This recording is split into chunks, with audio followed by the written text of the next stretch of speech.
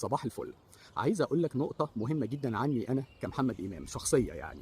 انا ما بعملش ولا مليم من السوشيال ميديا من كل الاكونتس بتاعتي، ورغم كل المشاهدات عندي انا ما بعملش اي فلوس، ولا عمر حد زيي هيعمل فلوس. ليه بقى؟ لان السوشيال ميديا من جملة ومن ضمن الاعلام الموجه، يعني المدفوع الاجر، يعني اللي بيوجهك تقول حاجات معينه او سياسات معينه او افكار معينه.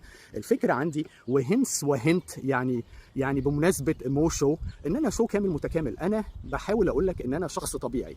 النهارده مع رقصات وهلا بالخميس، بكره بكلمك في فيديوهات دينيه وجمعه مباركه، عادي جدا لمصلحتك. انا بعمل اي حاجه لمصلحه الانسان اللي بيتفرج عليا.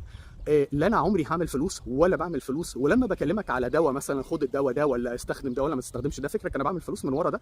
ابدا. ومش محتاج اثبت اي حد لاي حاجه، يعني مش محتاج اثبت اي حاجه لاي حد. الفكره ان انا بتكلم اللي يجي على بالي. هتلاقيني فيديوهات شاتم في ناس، شاتم في دوله وسياستها.